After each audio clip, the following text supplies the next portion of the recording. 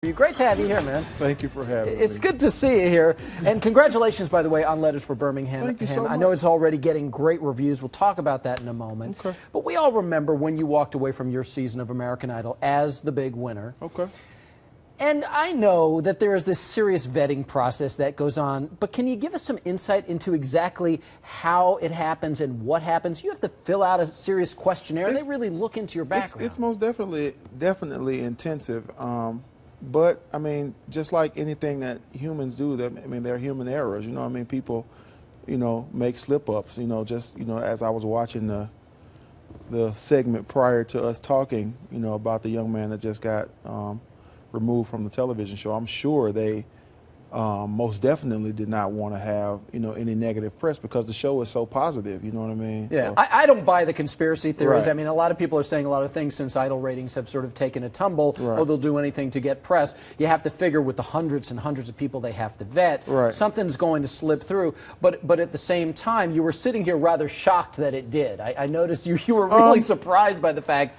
Not so much shocked that it did, just shocked about who it was. You know what I mean?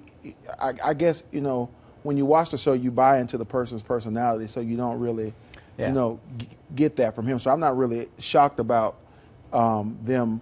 It was more that it's more this. Because you've been watching the season, right? I've watched a couple of episodes, and he's always seemed like a nice guy, and he probably is. He just made some bad choices. Apparently, and it's catching up with him. And there were these reports of this possible friction behind the scenes between the producers and with Jones. In fact, earlier today, Jermaine Jones tweeted this: I will no longer be on the show." Give me a little insight as to what happens though once you're chosen to be on the show. Is there a list of sort of do's and don'ts that you're given? Don't fight with the producers. Wear exactly this. Don't argue with anybody. Is there sort of a list of commandments? It's most definitely.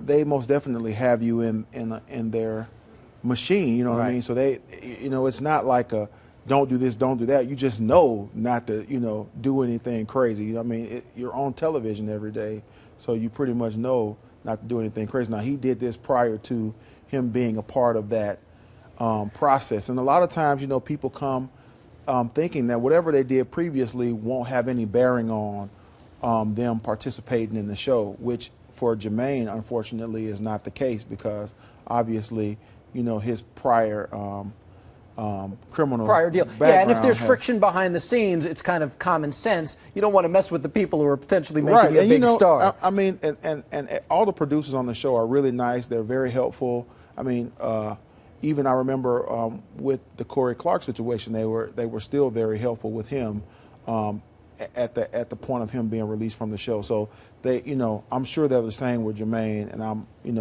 confident. They don't want to make it too painful for right. him. Yeah. All right.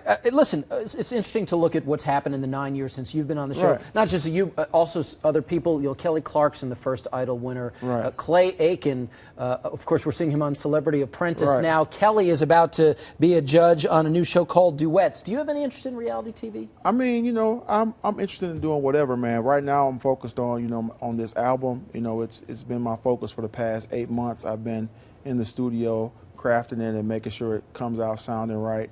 Because the fans have always been asking me. I took 2 years off from putting out a CD, so they kept asking for an album, so that's been my focus. Okay, so here it is. It's getting great reviews already, as I said. Letters from Birmingham. It's also been said, and I believe you've dubbed this, your most personal album ever. Right. What made you decide to really sort of lay it all out there this time? Well, I've never really been transparent with my fans before in my music. I've never really talked about any real personal experiences. I just, heard a great song, liked it, and recorded it. With this, I recently went through a divorce. I had, the opportunity to express myself through my music, was with a great, label that, allowed me to be myself. And so with that, I say this is my most personal album is because I'm talking about a lot of personal relationship experiences I've had, not only in my marriage, but throughout my life in this album. And I bet it was actually pretty therapeutic to put it all together and just kind of get it off your chest. It was, and it was fun. It was great. And, That's great. I think the fans are going to love it.